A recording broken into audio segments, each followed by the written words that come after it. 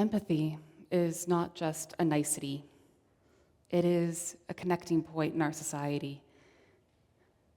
The only time I will talk about the inauguration for 13 seconds, okay? Because after Bishop Marianne Budd delivered her powerful homily after Trump's inauguration service, tweets were posted like this, and I quote from Ben Garrett on Twitter, "Do not commit the sin of empathy. This snake," meaning the bishop, "is God's enemy and yours too. She hates God and his people. You need to properly hate in response. She is not merely deceived, but is a deceiver your eye shall not pity.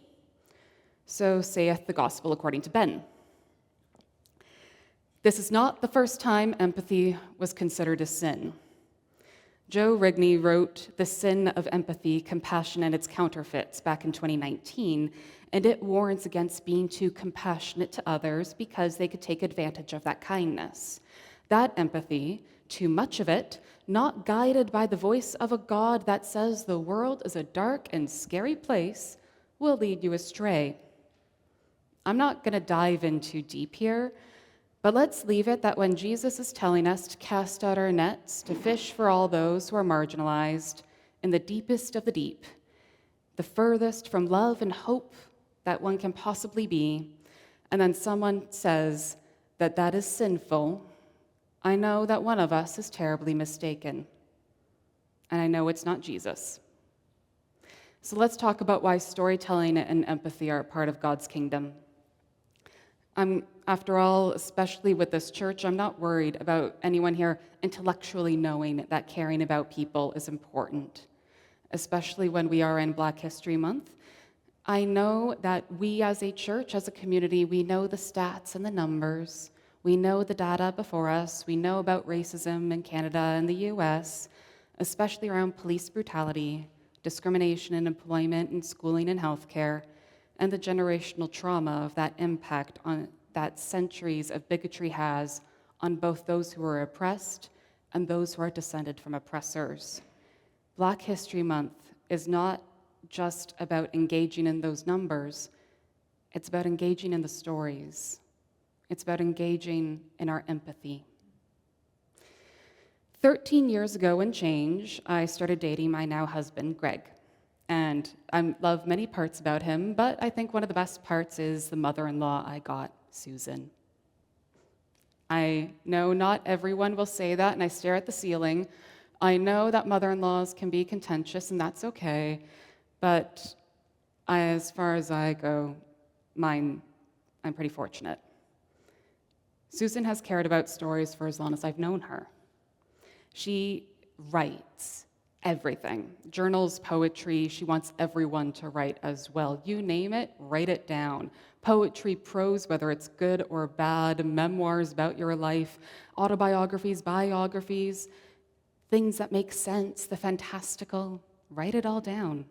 She started a small nonprofit around this time, the Toronto Writers Collective, which over time became the Writers Collective of Canada. Susan's goal is simple.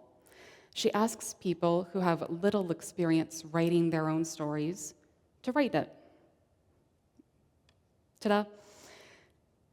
Teaching them the basics of the writing craft, how to write in meter, what poetry can look like, how to write prose in a way that may express your thoughts far more easily than simply saying, write down an accurate account. Slowly, that writing becomes art. The participants of the Writers Collective are what makes it special. While anyone can participate, no person is too far removed or too marginalized or deemed too incapable of being able to share their story. She has worked with every group I could think of, from veterans, the recently incarcerated, the currently incarcerated, people living on the streets, people in rehab, people in the sex trade, people in shelters, everyone that she could possibly reach. She has done a workshop.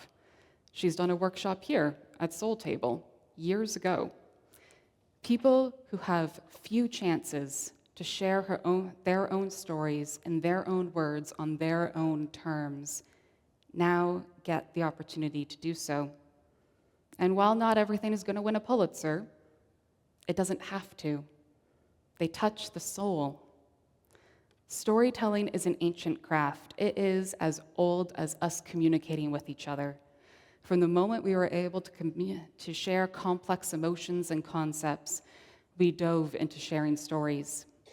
Whether it was to pass the time, because the night gets awfully long, whether it's to share our origins and where we come from, creating myth as well, or to explain the nuances of humanity. What happens when we die? Why must we love? Why is there hatred? Storytelling becomes part of the human condition. It is why Jesus is shown so frequently giving parables, because not everyone here remembers anything from the book of Numbers, which is a text about the data and the important details around how many cubits need to be built and how many cows are involved. No one here remembers that. But the story of the mustard seed, or Jesus telling people to go forth and take care of each other with stories and parables about farmers and fish and trees and birds. We remember those. Slowly but carefully, these stories become part of our nature. In another class I'm in, Mary McCampbell's Imagining Our Neighbors as Ourselves is a really, really good book, and it's a very accessible book if anyone's looking for something that's not too dry. She explores how books and films from across the past 60 years in Canada and the US deepen our sense of humanity and they help us foster empathy. Empathy is not sympathy. It's not pity. And to be fair, I have spent 2 degrees and 6 years trying to get to the difference, and I'm still working on it. But as Brené Brown says, empathy and sympathy are when you go to someone and you see them suffering in the hole. And sympathy is when you look at them and you say, oh, that must be really sad. And you may help, but then you go away. Empathy is when you jump in the hole with the person. You feel their pain, you feel their suffering, you feel their sorrow. And when we get out of that hole, we feel their joy. Their joy is our joy.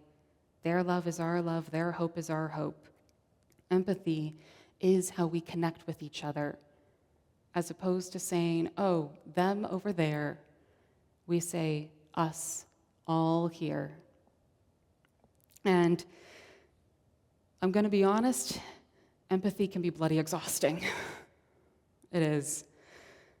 McCampbell and my mother-in-law both know that empathy is not something that can just be checked off. I can't put on my resume, I reached a level 5 in empathy, and that I have now a license to empathize. It doesn't work that way. Empathy is a muscle. It's a habit. It's one that we slowly build up. The instinct to care about people is there since we are born, but it takes time to build that up, much like how the instinct to breathe, to talk, to eat, that is all there when we're born. But ask anyone with a newborn right now, that takes a little bit of work to refine, takes a little bit of work to grow. Same with empathy, with the hope and skill to care for others and see them as ourselves. When our worldview is small, when we are very young, or maybe if we grow up in a place where everyone looks and talks and thinks the same as us, we have empathy, but it needs to be stretched. When our brain says, I need to care about this person who looks nothing like me, I can do it, but it's going to take a lot more work to stretch my brain to get there. And so we find ways of expressing and growing our empathy. We do so with stories, with people that don't think or look or live like us, and spend time thinking about what it's like to be them. what it's like to go through what they've gone through, what it's like to have to deal with the trauma or the pain, or to celebrate the joy and love and laughter. Finding these stories, reading them, watching them, knowing them, stretches that empathy muscle a little bit, makes it easier to jump across from community to community to care. Not because we don't want to, but because it takes time. That's simply it.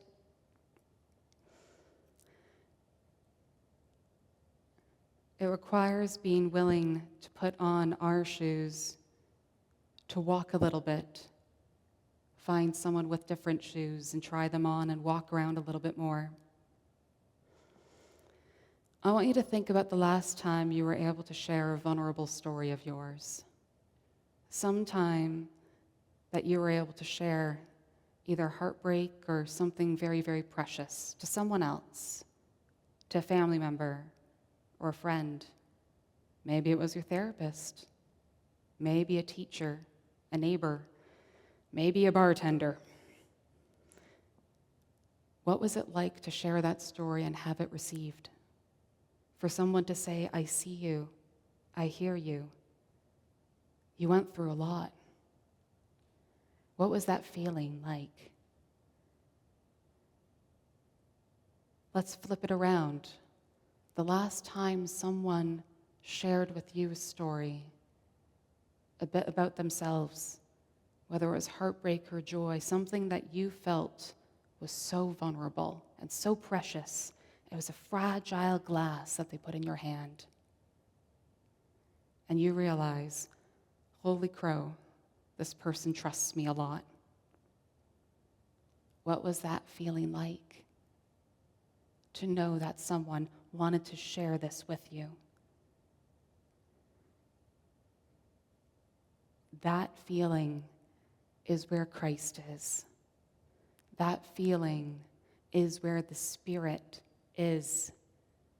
Whether it is us sharing ourselves or us receiving something vulnerable, being able to access that part in our heart that says, oh, this person just gave me something beautiful. Or this person let me give them something beautiful. Not pretty, but maybe precious and important. This is where our empathy is stretched and grown. No wonder it's exhausting.